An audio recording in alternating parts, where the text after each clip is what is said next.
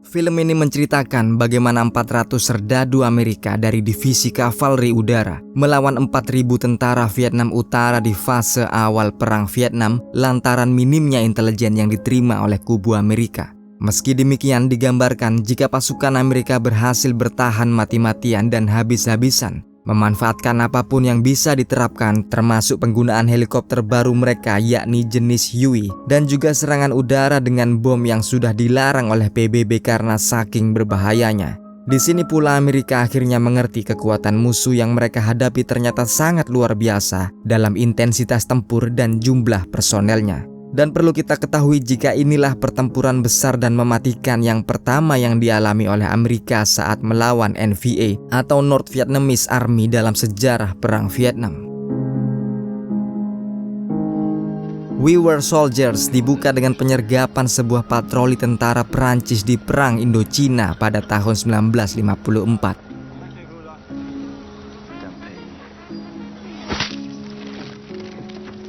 Dan dalam serbuan ini, nyata jika meski posisi pasukan Vietnam berada di bawah bukit, mereka tetap nekat maju menyerang.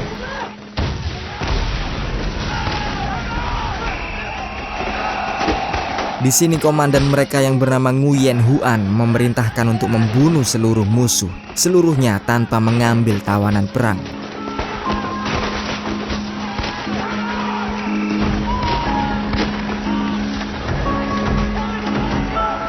Dan doktrin inilah yang dianut oleh Nguyen Huan yang ia bawa terus pada pertempuran melawan Amerika. Karena 10 tahun kemudian, Amerika menunjuk seorang bernama Halmore untuk mengkomandoi sebuah satuan kavaleri udara yang akan dikirim ke Vietnam. Maka Halmore pun langsung menyiapkan apa-apa yang diperlukan untuk berperang di medan tropis Vietnam. Ia mulai mempersiapkan latihan para prajuritnya bersama Sersan Mayor Basil Plumley. Di sini juga ia memperoleh aparatus khusus berupa helikopter Huey yang sekaligus menegaskan kepada kita jika ini ialah fase awal Perang Vietnam. Dan dengan Huey ini pula segala kurikulum taktik pertempuran diubah dan disesuaikan. Mereka berencana memanfaatkan Huey sebagai salah satu sarana pulang pergi serta evakuasi taktis pada saat bertempur nantinya. Mengingat Amerika memang masih kaget dengan medan perang yang penuh hutan dan pegunungan, maka hari demi hari latihan tempur pun dilaksanakan.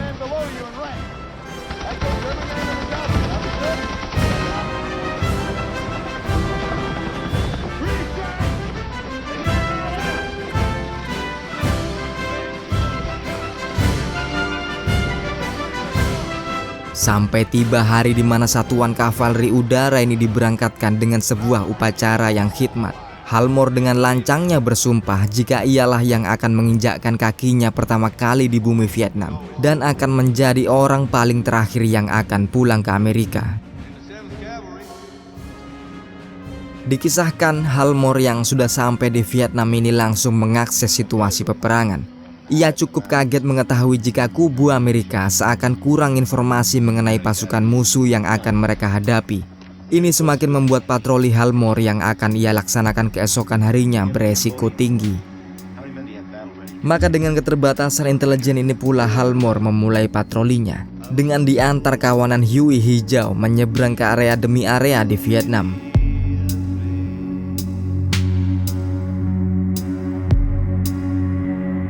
Hari ini tanggal 14 November 1965 dan Halmore pun akhirnya sampai di sebuah lembah di region Ia Drang. Ia menjadi orang pertama yang menurunkan kakinya memulai penyerbuan ini. Langkahnya pun segera diikuti oleh sebaran pasukan yang melakukan gerak menyisir horizontal dan terus maju ke depan masuk ke hutan.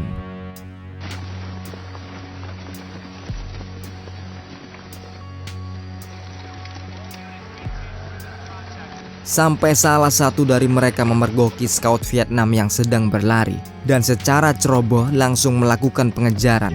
Hanya untuk beberapa ratus meter di depan langsung dihajar oleh Vietnam yang sudah bersiap.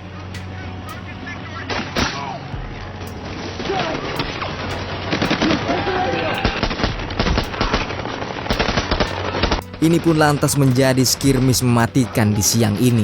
Amerika masih belum benar-benar tahu jenis musuh model apa yang mereka hadapi. Melihat para serdadu tumbang satu persatu, Sersan Savage segera berinisiatif untuk pindah naik ke salah satu bukit. Tapi ini sebenarnya hanya membuatnya makin terpisah dari pasukan utama Letkol Halmore.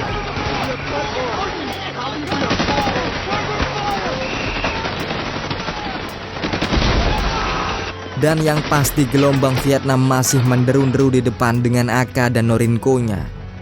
Tak pikir panjang, Savage pun segera meminta bantuan artileri dari pos terdekat. Tak peduli akan jadi apa hutan dan lapang di sini.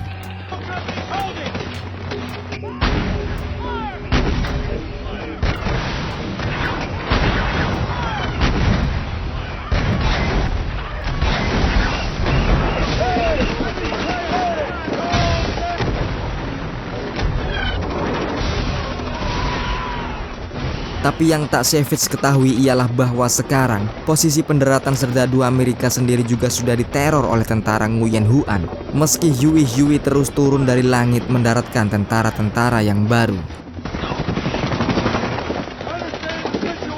Nguyen Huan yang kini sudah menjadi letnan kolonel tak ingin beristirahat sama sekali dan terus mengirimkan peleton demi peleton Vietnamnya keluar dari lubang-lubang di tanah seperti barisan semut yang membalas dendam karena rumahnya sudah dijarah.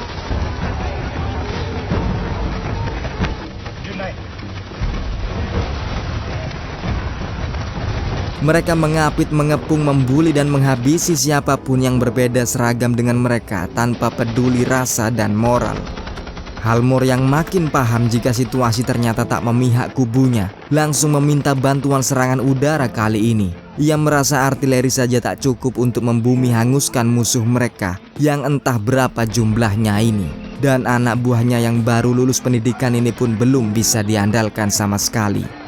Dan tak ada 5 menit kemudian, api dihujankan dari balistik napalm yang diangkut oleh F-15 Amerika.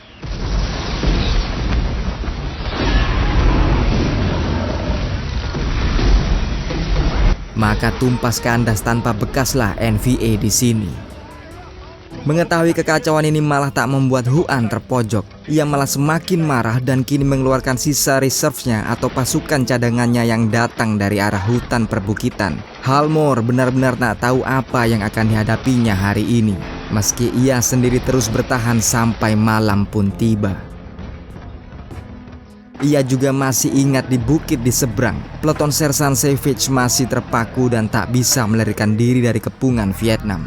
Halmore berpikir apa yang mau disolusikan kini. Ia sudah mengerahkan 400 serdadu yang ia latih sendiri, tapi musuh masih belum juga bisa ditekuk. Sementara jauh di bunkernya, Letkol Huan tak sempat beristirahat. Ia tahu kini saatnya Vietnam di atas angin. Ia akan menerapkan gerilya malam dan sudah yakin jika bule-bule Amerika ini pasti sudah tertidur karena letih seharian bertempur. Ia memastikan ketika esok pagi tiba, Vietnam sudah harus sampai di depan jarak tembak musuh. Dan kalau sudah begini, tak akan ada peluru yang sia-sia ditembakkan dan artileri Amerika tak akan berguna. Maka serbuan ala siluman dan dedemitan pun dilakukan saat ini juga. Mereka benar-benar bergerak dalam hening dan terus mendekat di posisi Amerika, menanti pagi merekah dan...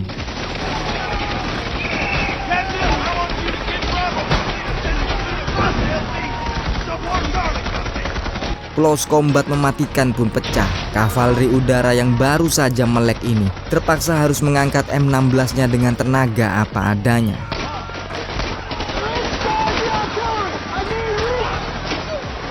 Bahkan mortar-mortar Halmore pun hanya bisa memukul Vietnam yang masih jauh jaraknya, bukan Vietnam yang terlibat pertempuran jarak dekat dengan pasukannya sendiri. Tak terhitung berapa lama kengerian ini terjadi pada serdadu Halmore, sampai ia sendiri akhirnya meresort pada keputusan berbahaya, yakni Broken Arrow.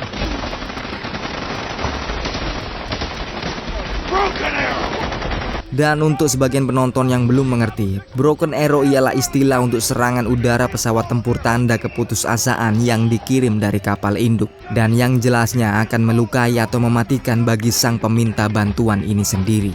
Para prajurit Halmore juga sudah memahami hal ini dan mengakui jika jumlah musuh kali ini jelas jauh lebih banyak dari mereka.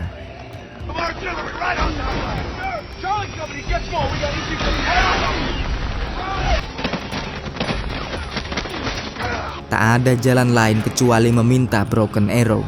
Dan sekali lagi, napalm dikirim membakar seluruhnya yang ada di bawah.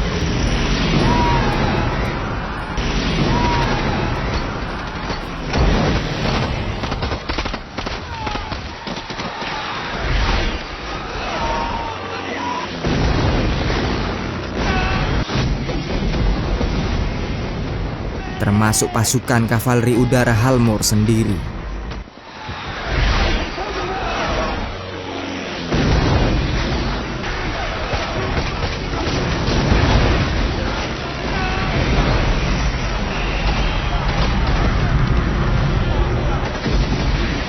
Meski akhirnya Nguyen Huan juga terpaksa menarik mundur para tentaranya. Melihat ini, kavaleri udara pun memanfaatkan kesempatan untuk merangsek maju. Fokusnya kini ialah mengevakuasi peleton Sersan Savage yang terpisah sejak kemarin. Namun pergerakan ini pula lah yang membuat pertempuran menjadi molor hingga matahari terbenam. Meski akhirnya di tengah malam Hal bisa sukses berada di posisi Sersan Savage dan segera mempersiapkan pertahanan baru karena ia yakin besok pagi musuh akan melakukan hal yang sama.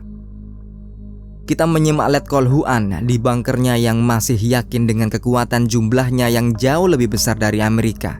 Ia yakin bisa menang dalam pertempuran kali ini. Taktik yang sama pun diterapkan. Pasukannya digerakkan di dini hari hanya untuk menantang Amerika saat pagi sudah datang. Bedanya kali ini ialah serbuan habis-habisan dengan mengerahkan seluruh pasukan Vietnam. Pagi pun tiba dan memang serdadu Amerika sudah siap di posnya masing-masing. Mereka tak ingin kecolongan lagi kali ini. Bayonet dipasang, posisi pun dipersiapkan, amunisi diperhitungkan. Dan di waktu yang sama pula,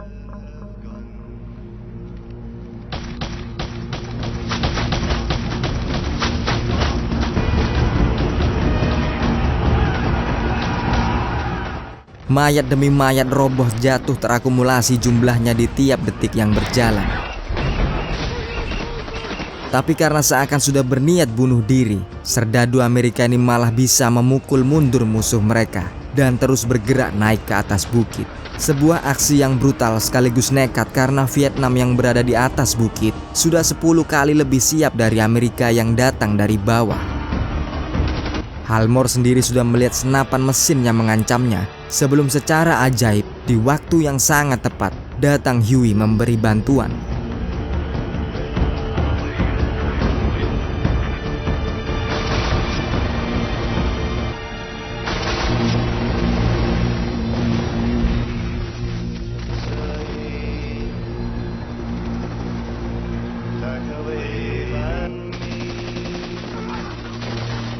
Setelah mendengar peristiwa ajaib ini, Letkol Nguyen pun akhirnya merasakan kekalahan pertempuran dan segera memerintahkan anak buahnya untuk mengevakuasi bunker.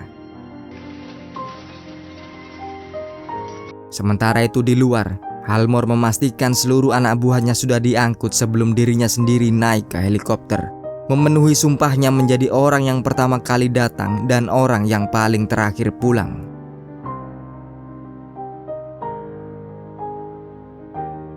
Namun beberapa jam setelah Amerika lenyap di perbukitan ini, Nguyen Huan menampakkan dirinya keluar, menyatakan jika Amerika cuma berhalusinasi dalam kemenangan di lembah dan bukit ini. Karena memang saat ini, Ia-Drang masih dikuasai sepenuhnya oleh pasukan Nguyen Huan. Di Amerika sendiri setelah 235 hari di Vietnam, Halmor diizinkan untuk kembali pulang ke keluarganya. Tampak di akhir film, ia mengunjungi sebuah monumen raksasa yang mencantumkan nama-nama tentara yang tewas di Perang Vietnam. Dan dengan berakhirnya konten kali ini, Ogut ucapkan terima kasih. Kita jumpa di konten berikutnya. Tetap stand by terus di Jauh Dekat Film. Wassalamualaikum, yuk, bye.